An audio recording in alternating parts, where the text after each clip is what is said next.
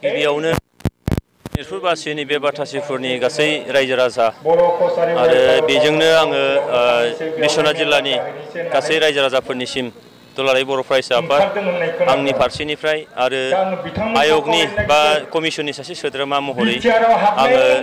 बयनिसिमबो गोजोन हामलायनायखौ हरदों। नोंथांमोननिसिम साफ्रोमनिसिम साबायखर जासिदों जे दिनै बेसेबांबा गोबाव सोमावसारनायनि उनाव बेसेबांबा रोजा रोजा सुबुंनि जिउ बावनायनि उनाव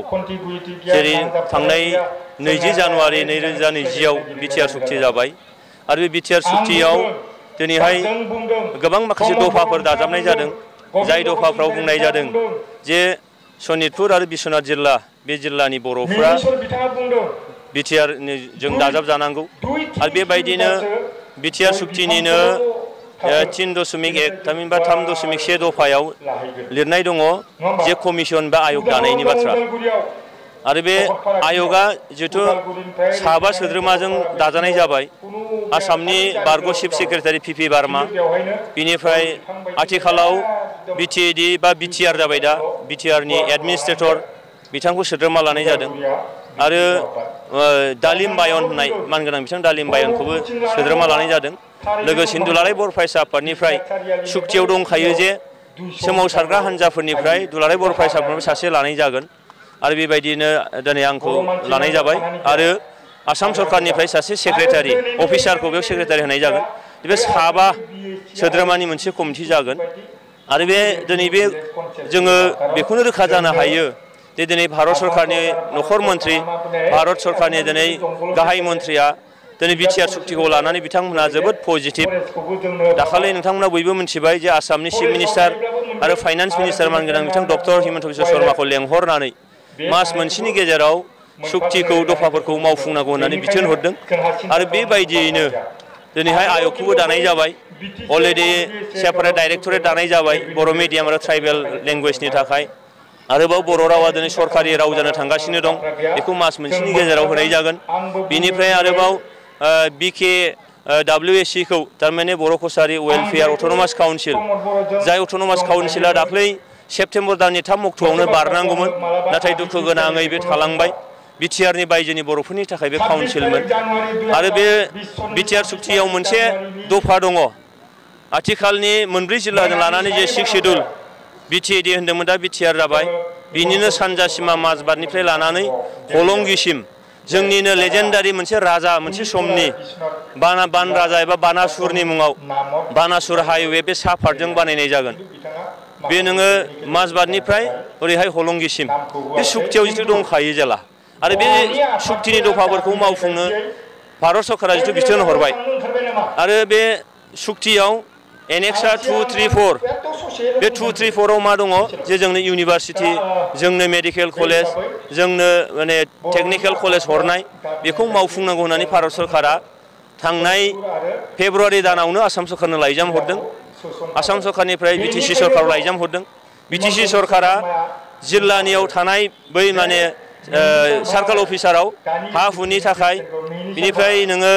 इन्जिनियारिं डिपार्टमेन्टआव रड डिपार्टमेन्टआव बिल्डिंनि डिजाइन बिनि बेसेबां रां नांगोन बेयाव बिनि गासैबो डिटेल्स प्रजेक्ट रिपर्टखौ बिथांमोना बिहरदों। दा ओमफ्राय बेजों जोङो रोखा जानो हायो जे दिनै बे सनितपुर जिल्ला आरो बिश्वनाथ जिल्लाया नैबे कमिसननि गेजेरजों दानानै होनाय बे कमिसननि गेजेरजों बे हाबगोना रोखा। बे कमिसना गुबैयै मोनथाम खामानि मावगोन। मोनसेया जाहैबाय गामि सोसननाय आरो गामिखौ माबायदि सोसनगोन जे माने जाय ओनसोला मेजरिटि ट्राइबेल बा बर' सुबुं थानाय बे ओनसोला हाबगोन। बिनिफ्राय मोनब्रै जिल्ला थाखानाय जे मोनब्रै जिल्ला बिनिफ्राय बर' नङै सुबुंफोर जायफोरा मेजरिटि आरो बेबो मा सिमा खोला सिमा जिङाव थानाय ओनसोलफोर बिसोरो बिनिफ्राय ओंखारलांनो हागोन होननाय बाथ्रा दं। बिनि उनाव दानि 40टा समष्टिखौ बारायनानै मोन 60टा समष्टि बानायनाय जागोन आरो बे 60टा समष्टिया नैबे सानजाहा सनितपुर जिल्ला आरो बिश्वनाथ जिल्ला मोननैखौ सोखांनायनि उनावसो बे जिनिसखौ बानायनाय जागोन। बेखायनो जोंनाव मोनथाम खामानि होदों गामि सोनाय गामि दानख'नाय आरो समष्टि बारायनाय। दा बेजों रोखा जानो हायो जे सनितपुर आरो बिश्वनाथ जिल्लाया खुनु डाउट गैया बे हाबा होनायनि बाथ्रा गैया बेयो हाबगोन बिनि सुक्तियाव थानाय दफाफ्रानो बेखौ रोखा खालामो थ' आं खावलायगोन जे सनितपुर जिल्ला बिश्वनाथ जिल्लानि रायजो राजाफ्रा नैबे सुक्तिनि सायाव जोङो फोथायनाय लाखिनांगौ दा बेखिनिखौल' खावलायगोन जे दिनैहाय सुक्तिखौ मावफुंनो ओंखारनाय लोगो लोगोनो गोबां रिएक्सनारि माखासे गोहोफ्रा बेयाव खामानि मावनो हागौ मालाबा जोंनि हेंथायै मालाबा जोंखौ रागा जोंहोनो हागौ मालाबा जोंखौ एवथुनो हागौ मालाबा जोंखौ इमोसनेल खालामनो हागौ दा बेयाव आङो खावलायगोन जोंनि हारिनि मानसिफ्रा बेयाव इमोसन जानाङा दिनैहाय आयग मोनसे दङ बे आयगा 6 दाननि गेजेराव बेखौ खालामनाय जागोन आरोबाव बुंनाय जाखादों जे मा जे मेजरिटी बर' बा ट्राइबेल गामिखौ सोमावसारग्रा हान्जाफ्रा डिमान्ड खालामनाय बादियै बेखौ सोनाय जागोन होननानै बुंदों कमिसनखौ दानाय जागोन होननानै बुंदों अब्ला बिनिफ्राय जों रोखा जानो हायो जे दिनैहाय बे मोननै जिल्लानि रायजो राजाफ्रा नोङो सिन्था खालामनांगौनि हयथ' बारा जाहोन आं नुहुराखै बेनिखायनो जों फोथायनाय लाखिनो हायो आरो बेबायदियैनो बे 6 दाननि गेजेराव बे गासिबो जाफुंगोन बेखौ जों मिजिंथिनो हायो। आरो मोनसे सोंनाय सार जेरै बे साखाथि बाखाथियाव जेरै 10थासो गामिफोर जेरै गुबुन हारिफोर दङ आरो बेनि गेजेराव गामि दरसेसोल' बर' हारिफोर दङ अब्ला बेफोराव माबाफोर रिएक्सनफोर जागोन नामा? बेयाव बे सुक्तिनि बायदियै बेयाव माने मेजरिटी बर' बा ट्राइबेल थानाय बाथ्राखौ बुंनाय जादों आरो बिदिनो जुदि बै मोनब्रै जिल्लानि कन्टिनिउवास बेयो जुदि माने सोमोन्दो दङबा आलदायै हाबख्ल'नाय बा बारख्ल'नाय नङाब्ला बेखौ जोङो नैबे आयगा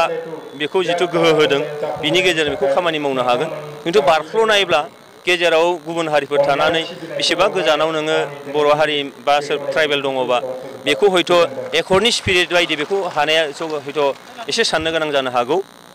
आरो बे खामानिया मावफुंजानो बेसेसो गोबाव नांगोन बेखौ 6 दान होननानै बुंनाय जादों नै दाखालि 25 सेप्तेम्बरनिफ्राय आरम्भ खालामनानै 6 दाननि गेजेरावखौ मावफुंनाय होनदों दाख्लैनिफ्रायनो बे माबाया लागु जाबाय दा जास्ट जोङो कमिसना मिथिं जिरायथ'नो मोनाखै बेनिखायनो बिनि रड मेपखौ खालामथ'नो मोननाय जायाखै।